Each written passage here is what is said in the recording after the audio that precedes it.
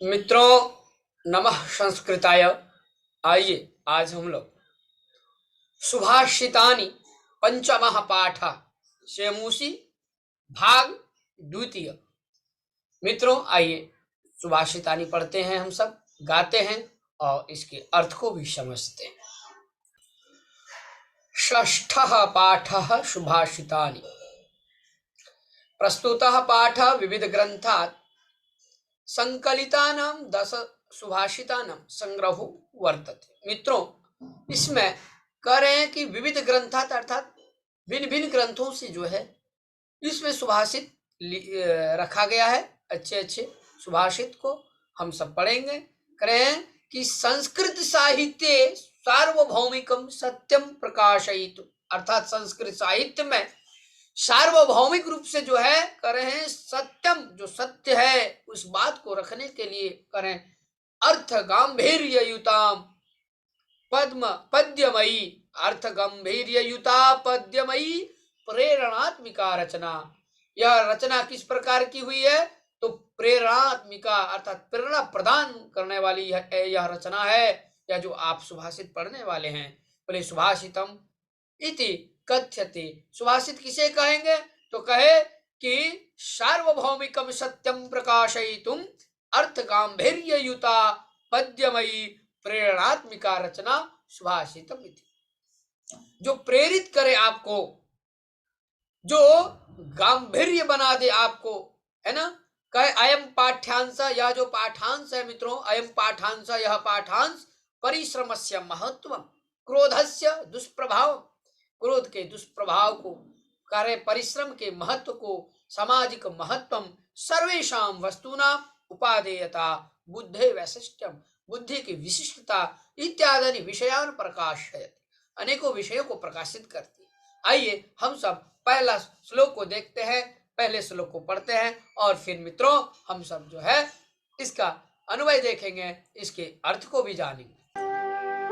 आलस्यम हि मनुष्याणाम शरीरस्थो महान रिपुः नास्ति उद्यम समो बंधो कृत्वा यम नावसिदति। मित्रों, अच्छे से आप पढ़ें और इसके अर्थ को अवश्य ही जानें। फिर से एक बार गाएं मेरे साथ आप सब।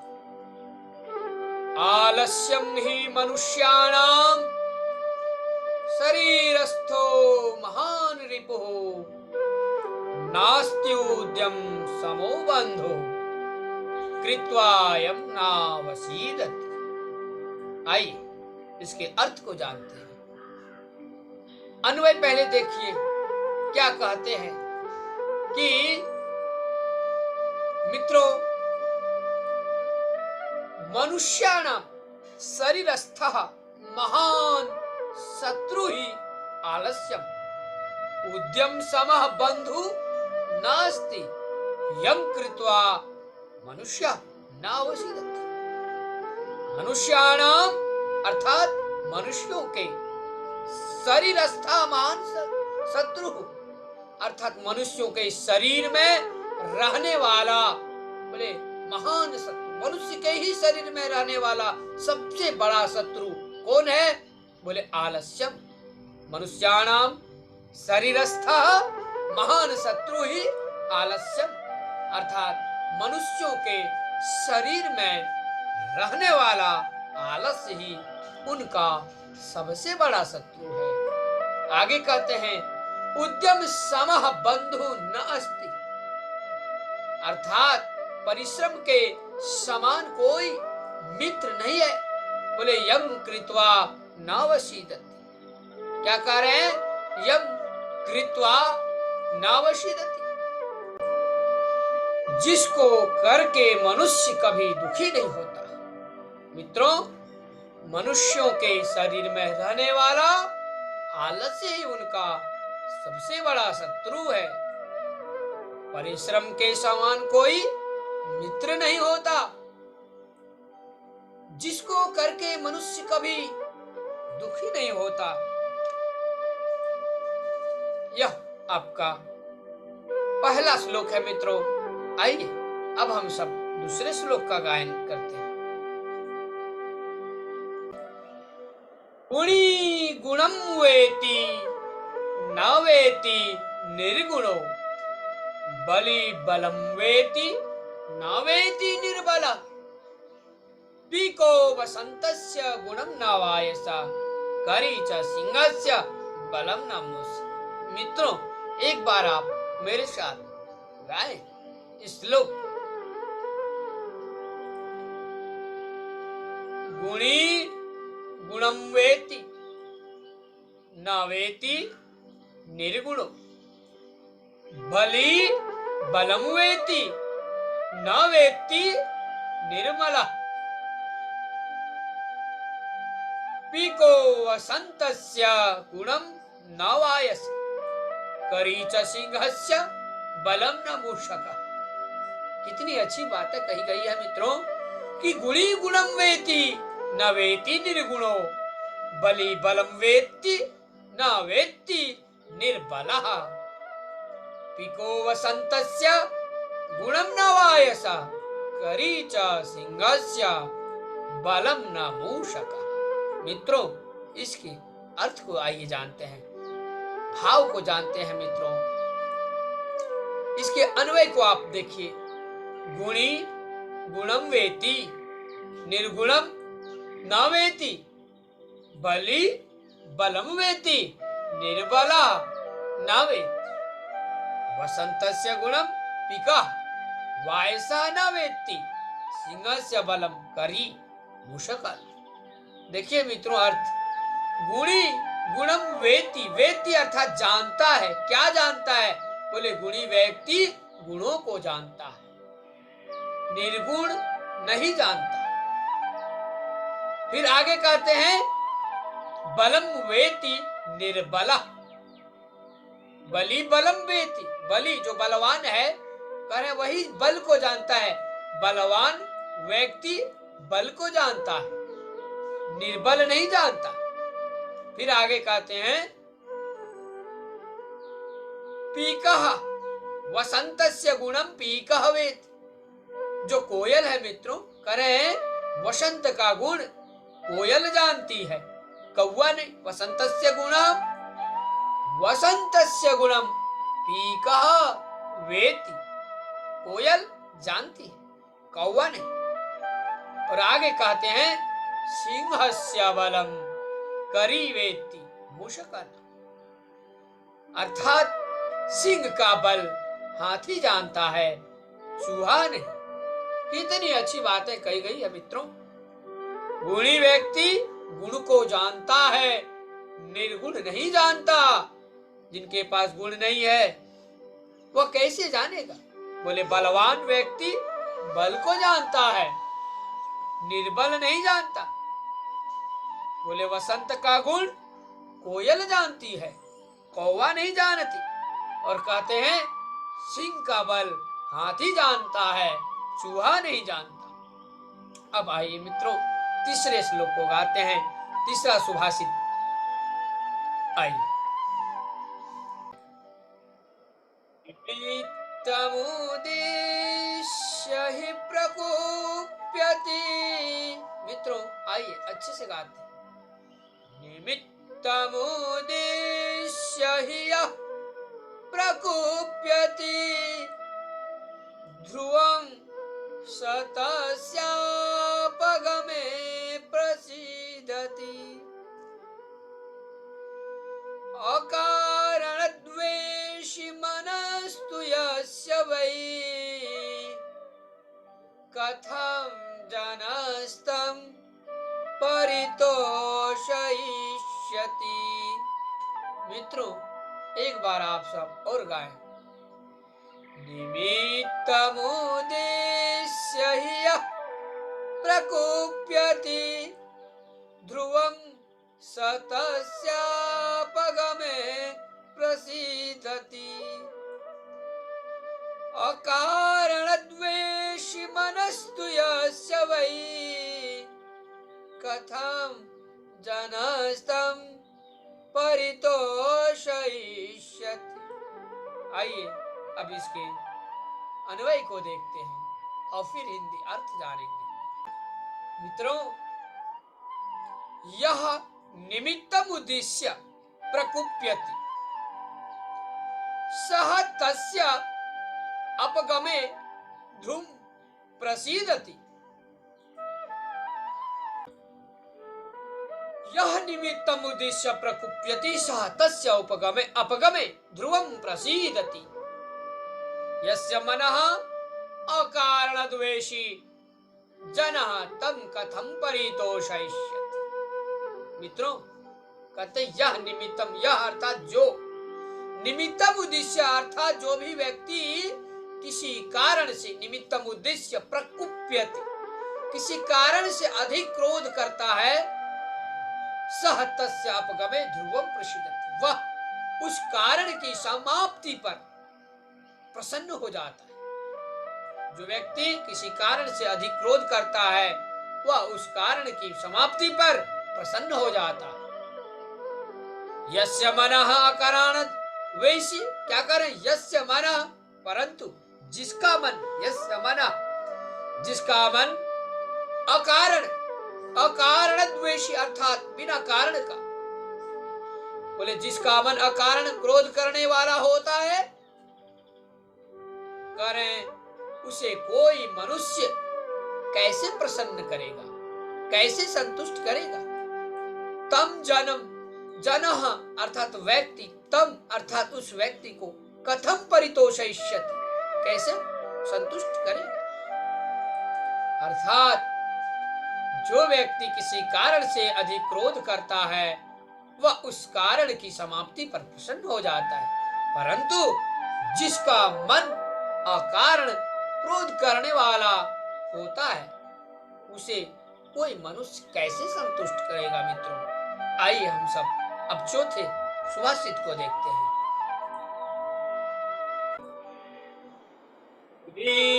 वीरितोऽर्थः पशूनापि गृह्यते हयाश्च नागाश्च वहन्ति बोधिता अनुक्तमप्युहति पंडितो जना परेंगित ज्ञान फलाई बुद्धय। मित्रों, आइए फिर से गाते हैं इसको। उदीरितोऽर्थ पशुना विगृह्यते हयाश्च नागाश्च वहन्ति बोधिता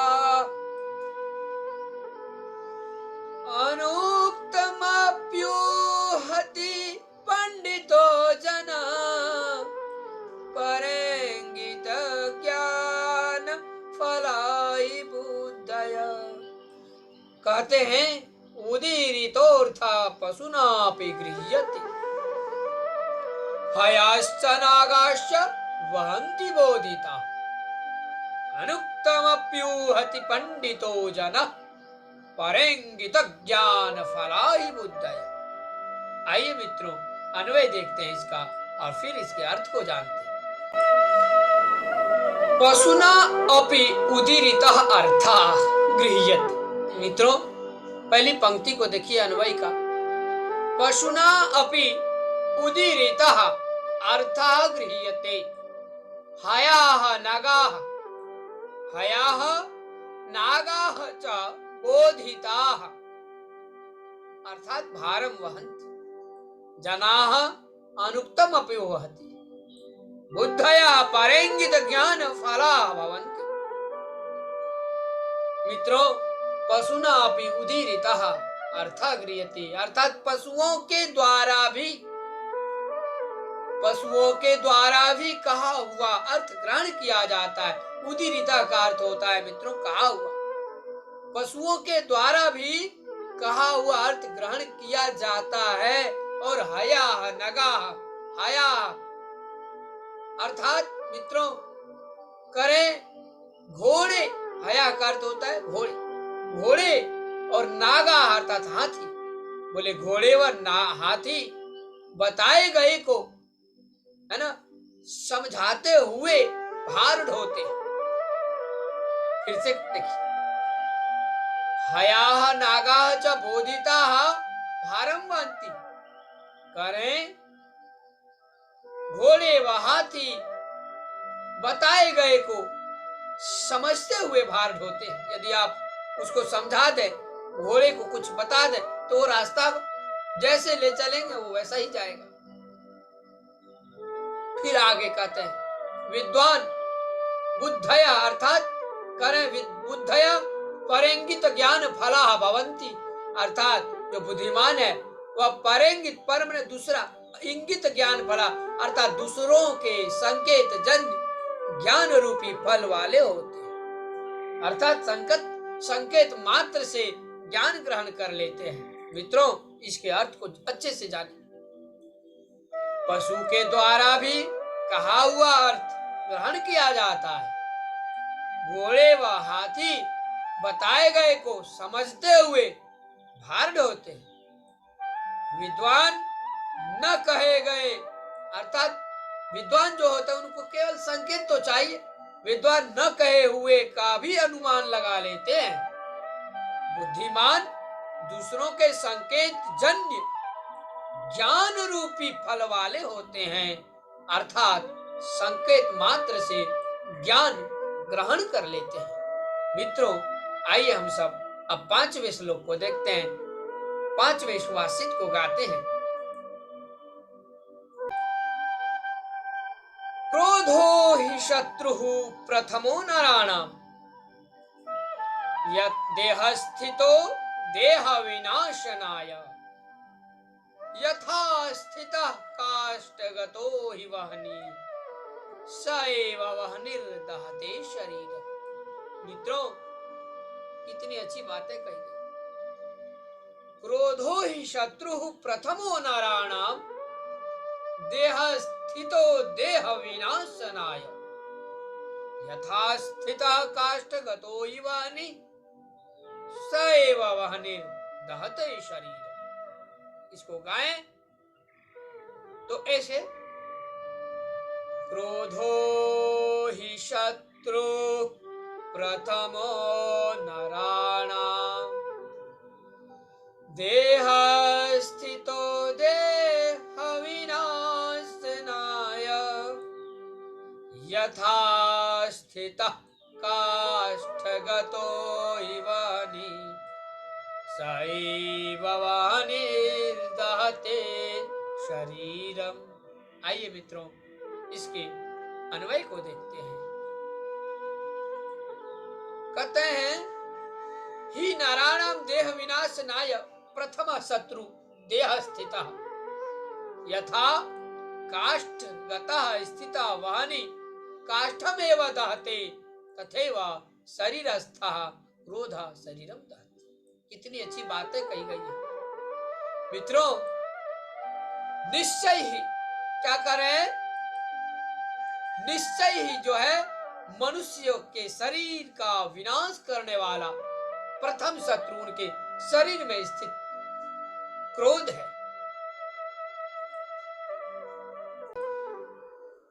और कह रहे हैं वह्नि यथा काष्ठगतः वह्नि, काष्ठ मतलब लकड़ी में जो स्थित है, बोले वह्नि जैसे लकड़ी में स्थित अग्नि लकड़ी को जलाती है, उसी प्रकार शरीर में स्थित क्रोध ही शरीर को जलाता है। मित्रों, तथैव क्रोधः शरीरस्थ क्रोध, शरीर में रहने वाला क्रोध, शरीरम दहत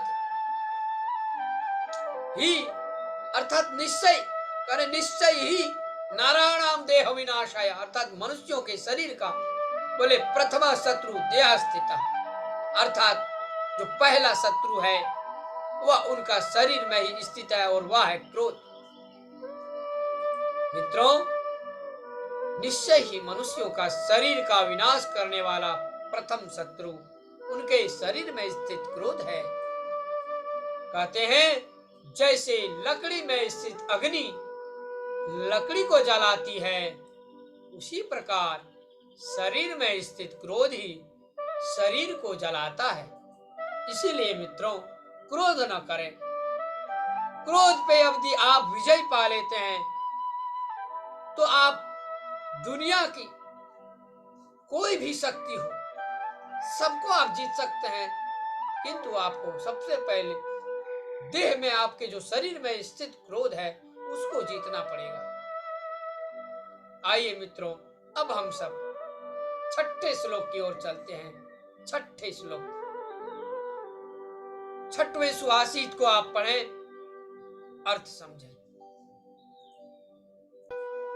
मृगा मृगैः संगमनुव्रजन्ति, गावश्च गोभिः तुरगास्तुरंगैः, मूर्खाश्च मूर्खैः सुधीयः सुधीभिः, समानशील व्यसनेषु सख्यम्। मित्रों, कितनी अच्छी बातें कही गई। कहते हैं मृगा मृगैः संगमनुवर्जन्ति, जो मृग है, जो हिरण है, वह तो हिरण के साथ ही घूमेंगे। मृगा मृगैः संगमनुव्रजन्ति, गावश्च गोभिः तुरगास्तुरंगैः,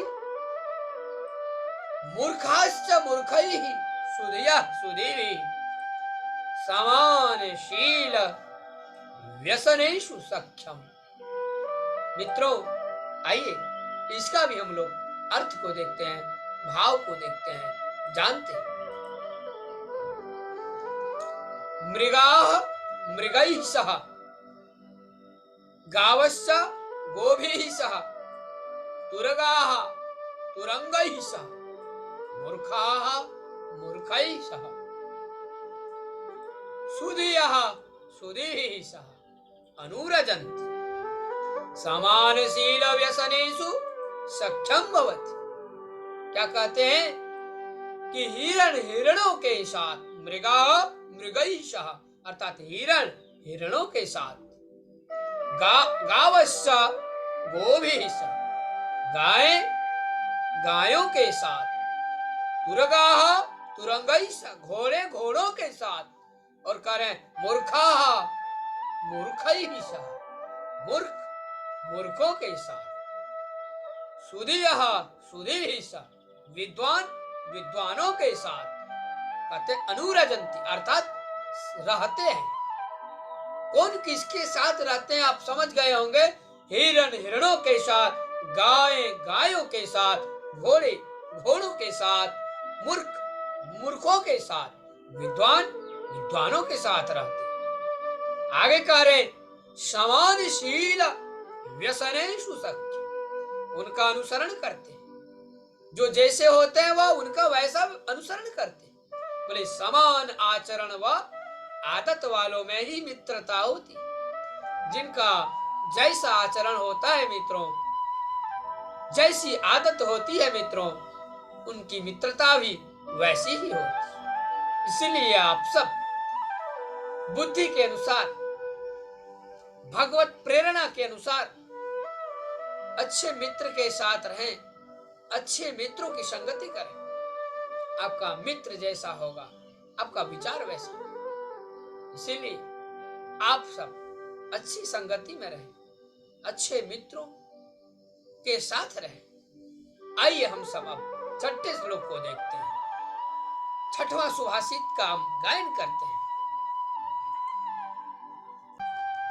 छठा हो गया मित्रों, सातवां देखते हैं अब। छठे के बाद सातवां श्लोक को हम लोग गाएंगे। आइए गायन करते हैं इसका।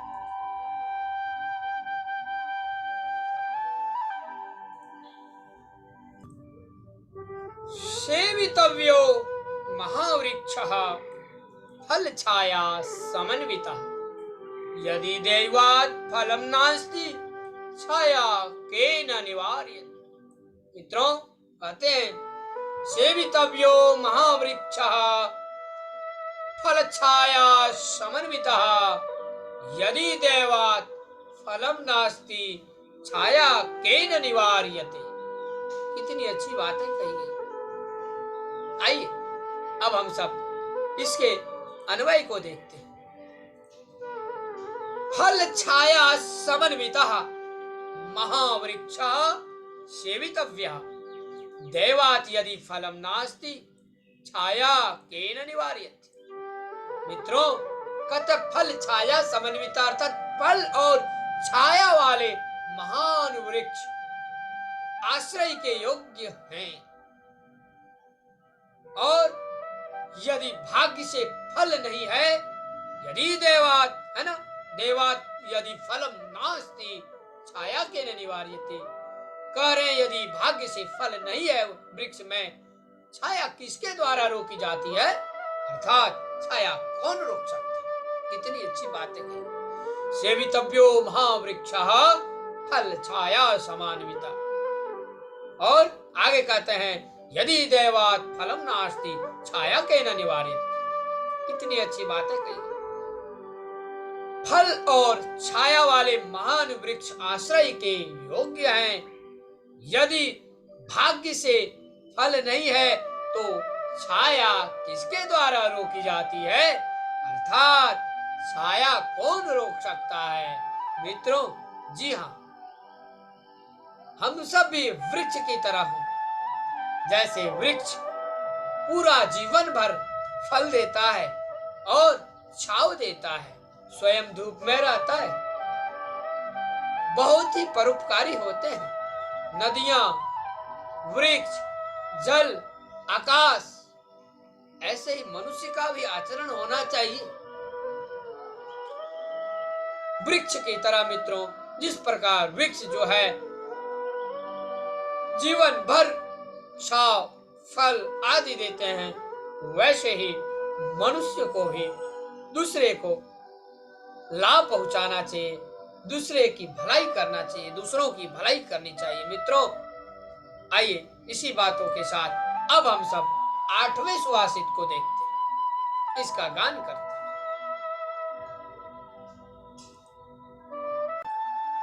अमंत्रमक्षरम नास्ति नास्ति मूलमनौषधम अयोग्यः पुरुषा नास्ति योजकस्तत्र दुर्लभः। मित्रों, जी हाँ, कहते हैं अमंत्रम अक्षरम नास्ति नास्ति मूलमनौषधम अयोग्यः पुरुषः नास्ति योजकस्तत्र दुर्लभः। जी हाँ मित्रों,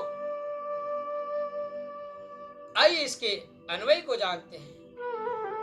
कहते हैं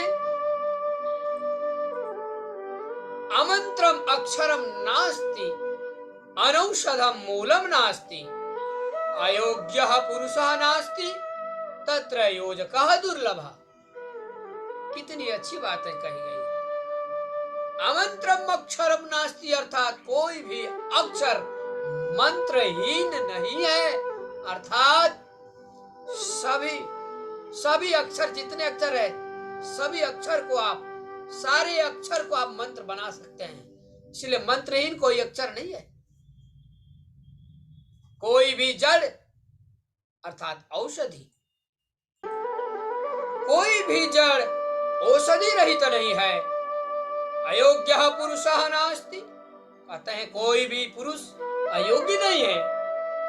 तत्र योजकः दुर्लभः, इन्हें जोड़ने वाला व्यक्ति दुर्लभ है, अर्थात ऐसा व्यक्ति दुर्लभ है जो इनके गुणों को समझकर इनका उपयोग कर सके। इतनी अच्छी बात है कि कोई भी अक्षर मंत्रहीन नहीं है मित्रों, और कोई भी जड़ औषधि रहित नहीं है। कोई भी पुरुष अयोग्य नहीं है। गुण और अवगुण सबके अंदर है मित्रों, सद्गुण भी है, दुर्गुण भी है, इसलिए कोई भी पुरुष अयोग्य नहीं है। और क्या कह रहे हैं कि इन्हें जोड़ने वाला व्यक्ति जो है वही दुर्लभ है, अर्थात ऐसा व्यक्ति दुर्लभ जो इनके गुणों को समझकर इनका उपयोग कर सके। इसीलिए मित्रों, हमेशा दुनिया में कोई भी वस्तु है, वह कोई भी मानव है, सबकी महत्ता को जानना चाहिए। सबके अंदर सद्गुण भी है, दुर्गुण भी है। मित्रों, इसी बात के साथ आइए अब हम सब 9वें सुभाषित का अध्ययन करते हैं। संपत्तौ च विपत्तौ च महता मेक रूपता उदये सविता रक्तो रक्तश्चास्त समेत। जी हाँ मित्र, कहते हैं संपतौ च विपतौ च महता मेकरूपता उदये सविता रक्तो रक्तश्चास्त समये तथा। अर्थात आइए इसके अन्वय को देखते हैं हम सब। कहते हैं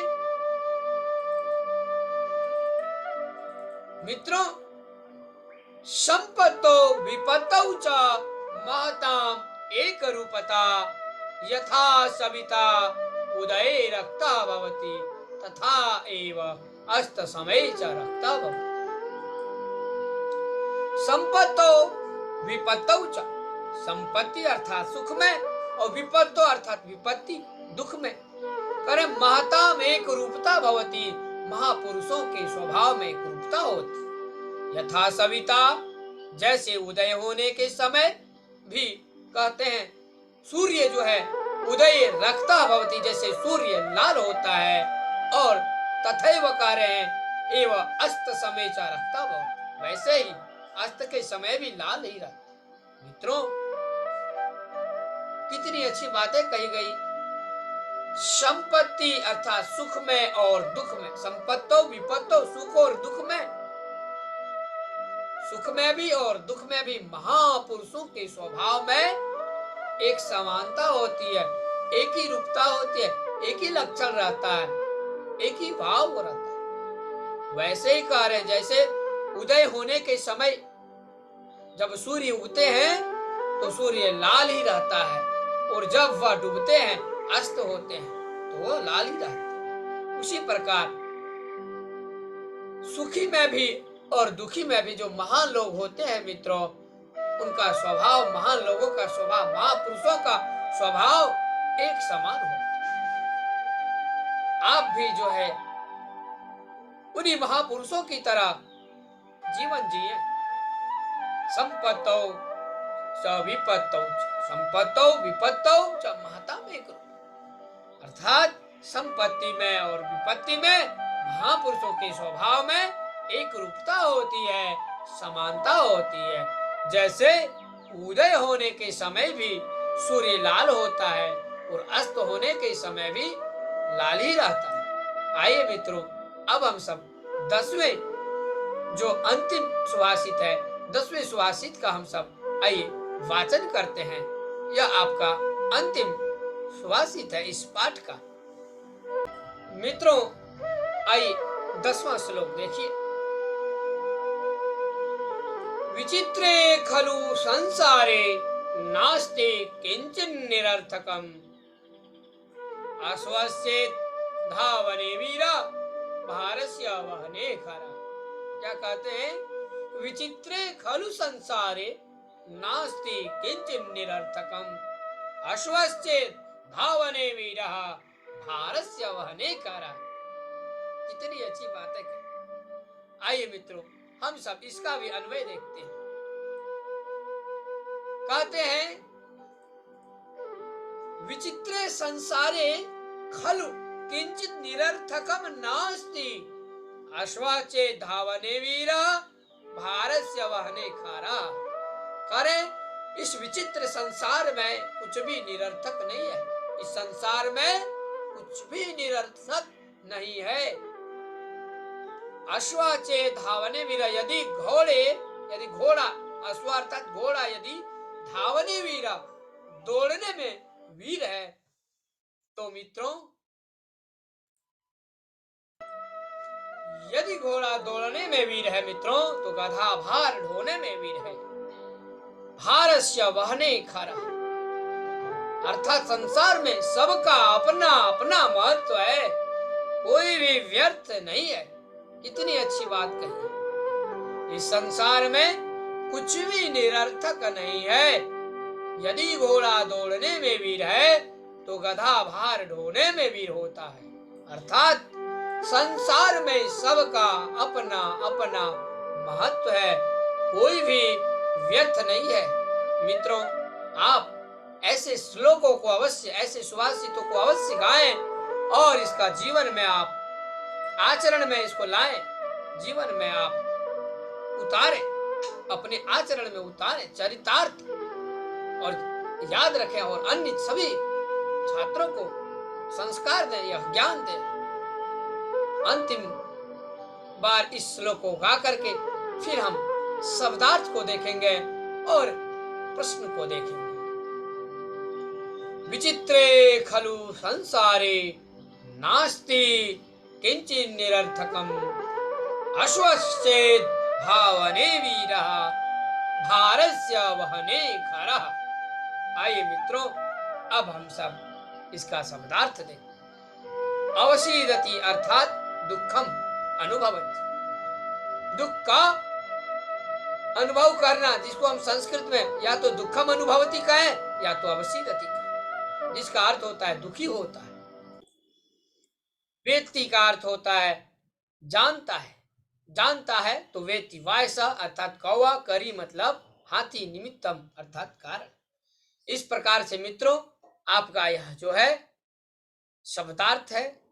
और आइए अब हम सब चलते हैं सीधे प्रश्न की ओर।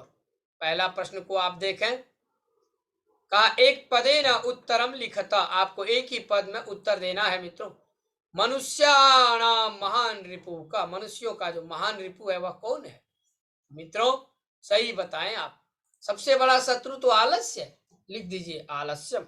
गुणी किम वेति गुणम, केशाम संपत्तो च विपत्तो च महताम एक रूपता है। किसके संपत्ति और विपत्ति में भी जो है एक रूपता होती है, अर्थात जो महान लोग होता है ना, तो गणमर हो जाएगा महताम। घनमर पशुना अपि कीदृश गृह्यते, तो उदीरिता अर्थात। और उदय समय अस्त समय च कह रिक्ता भवति शौर्य। आइए दूसरे प्रश्न को देखते हैं। केन समा बंधु नास्ति, किसके समान बंधु नहीं है, तो कहे उद्यमेन समा बंधु, अर्थात परिश्रम के समान कोई मित्र नहीं होता है मित्रों। खनमर देखिए वसंतस्य गुण, वसंतस्य गुणम कह जानाति, तो वसंतस्य गुणम भी कह जानाति। बुद्धया कीदृशा भवति, बुद्धया परंगित ज्ञान फला भवति। नारायणाम प्रथमा शत्रु कहा, तो नरो का अर्थात देह स्थित क्रोध। नारायणाम प्रथमा शत्रु देह स्थित क्रोध। सुधिया सख्यम केन सा भवति, जो विद्वान लोग होते हैं मित्रों बोले सुधिया सक्षम सुधिवी सा। अस्माभि कीदृशा वृक्षा सेवितव्य, हम लोगों को किस प्रकार के वृक्ष का सेवन, बोले अस्माभि फल छाया समन्विता महावृक्षा सेवितव्य। इस प्रकार के जो है वृक्षों का सेवन करना चाहिए। आगे 3 नंबर का श्लोक प्रश्न देखिए। अर्थ आपको क्या करना है, रिक्त स्थानम पूर्तिम कुरुतम, रिक्त स्थान भरना है। जैसे यह, तो क्या हो जाएगा यह, आगे निमित्तम अर्थात जो निमित्त को है ना, यह निमित्तम उद्देश्य प्रकुप्यति तस्या अपगमे सा ध्रुवम प्रसिद्धति। और यस्य मना अकारण द्वेषी अस्ति जनः तम कथम परितोषयति। फिर विचित्रे है ना, विचित्रे खलु संसारे, तो विचित्रे संसारे हो जाएगा। विचित्रे संसारे, इस विचित्र संसार में करे किंचित निरर्थकम, कुछ भी निरर्थक नहीं, किंचित निरर्थकम नास्ति। यदि घोड़ा दौड़ने में, यदि अश्वः चेत धावने वीर, तो खरा जो गधा हुआ भार ढोने में, भारस्य वाने वीर। चौथे प्रश्न को देखिए। विद्वान स एव भवति या अनुक्तम अपि तथ्यम जानाति। अनुक्तम अपि क्या होगा, अनुक्तम अपि उहति पंडितो जना। ख नंबर देखिए। मनुष्य सम स्वभावे जनैः सह मित्रतां करोति। जी हाँ, समानशील व्यसनेषु सक्षम। या इस प्रश्न को समझिए, जो समानार्थक है और श्लोकांश है, श्लोक के अंश को आपको पाठ से चुन के लिखना है। ग नंबर देखिए। परिश्रमं कुर्वाणा नरा कदापि दुखम न प्राप्त, तो क्या हो जाएगा, नास्ति उदम समो बंधु कृत्वा यम नावशिदति। यही इस प्रश्न का सारांश, इस पाठ में जो पढ़े हैं श्लोक उसका। घ नंबर बोला महानता है, जाना है सर्वदेव सम प्रकृति अभवत्, तो संपत्तो च विपत्तो च माता में गुरु। 5वां नंबर देखिए। आपको क्या करना है, वाक्य बनाना है। जैसे गुणी गुणम वेति, तो बहुवचन में क्या हो जाएगा, गुणिनः गुणान जानन्ति। उसी तरह पशुना उदीरितः अर्थ गृह्यते। ग नंबर मृगा मृगैः सह अनुव्रजन्ति, तो इसका मृगः मृगेण सह अनुव्रजति, एक वचन में होगा। घ नंबर में बोला क छाया निवार्यति, इसका कर्मवाच्य में क्या होगा? तो बोला केन छाया निवार्यति। ङ नंबर तेन एवं वहनी न शरीरम दह्यते, इसका कर्तृवाच्य बोले सह एव वहनी शरीरम दहत। आगे चलिए, संधि करना है मित्रों, संधि विच्छेदम, संधि विच्छेद। न अस्ति तो क्या होगा? नास्ति। उद्य समः, इसको संधि करिए तो होगा नास्ति उद्यम समः। इसी तरह आगे आइए, तस्य उपगमे, है ना, फिर अनुक्तम अपि उहति, तो क्या हो जाएगा मित्रों? अनुक्तम अपि उह्यति, तो अनुक्तम अप्युहति। फिर क्या? गावश्च, गावः च गावश्च। नास्ति का क्या होगा? न धन, अस्ति तो होगा नास्ति। अब आगे चलते हैं, तो न धन अस्ति लिख लेंगे। आगे रक्त च अस्त समय, तो रक्त चास्त समय, ये हो जाएगा। फिर है योजकस तत्र, योजका धन तत्र, तो हो जाएगा योजकस। उद्यम समा, समस्त पद विग्रह करना है, तो इसका विग्रह मित्रों लिखना है आप सभी को। उद्यमेन समा, उद्यम समा। शरीरस्थः, शरीरे स्थितः शरीरस्थ। बलेन रहितः निर्बला। देह विनाशाय, तो देहस्य विनाशाय। महावृक्ष, महान च सुवृक्ष। समानशीलम व्यसनम येषाम तेषु समानशील व्यसने। 6 नंबर अयोग्य न योग्य इति अयोग्य। 7वां प्रश्न कहा कि जो है विलोम पद लिखना है। प्रसिद्धति का क्या हो जाएगा मित्रों? अवसीदति। और मूर्ख का उल्टा हो जाएगा पंडित। बलि का उल्टा क्या होगा मित्रों? बलि, तो निर्बला। बलि बलम वेति न वेति निर्बलम। तो सुलभा दुर्लभा, संपत्तो विपत्तो, अस्त समय उदय और अस्त सार्थकम का निरर्थक। वाक्य लिखना है वायसा, क्या बनेगा? वायसा कृष्ण वर्णः भवति। भवता आगमनस्य निमित्तम किम, आपके आने का निमित्त क्या है? सूर्य पर वाक्य बनाइए। सूर्य तो पूर्व दिशायाम, सूर्य पूर्व दिशायाम उदेति। पिका वसंत, वसंते मधुरम गायति। और वहनी पे वाक्य बनाए, देवानाम मुखम वहनी भव। देवानाम मुखम वहनी भव। आगे आगे न हो गया मित्रों। अब आइए, देवानाम मुखम वहनी, देवताओं का मुख जो है वहनी अर्थात अग्नि होता है। मित्रों इस प्रकार से यह जो आपका पाठ है समाप्त होता है। पंचमहापाठ सुभाषितानि, हम लोगों ने सुभाषित का वाचन किया, गाया। मित्रों आप पहली बार इस वीडियो को देख रहे हैं, यदि आपने अभी तक सब्सक्राइब नहीं किया हो तो अवश्य आप जो है इस चैनल को सब्सक्राइब कर लें, ताकि आप नित्य प्रतिदिन नए ज्ञान से जो है अपडेट होते रहें। मित्रों यदि आप लाइक नहीं किए हैं तो अभी तक आप अवश्य शीघ्र ही लाइक करें, इस चैनल को सब्सक्राइब करें। जयतु संस्कृतम जयतु भारतम, कुछ न कुछ अवश्य आप जो टिप्पणी अवश्य करें। यदि आपकी निष्ठा संस्कृत के प्रति है, यदि आप संस्कृत से प्रेम करते हैं, यदि आप संस्कृत प्रेमी हैं, तो संस्कृत को एकदम जीवन में उतारिए। जयतु संस्कृतम जयतु भारतम। मित्रों इसी बात के साथ मैं अपनी वाणी को विराम देता हूँ। नमः संस्कृताय।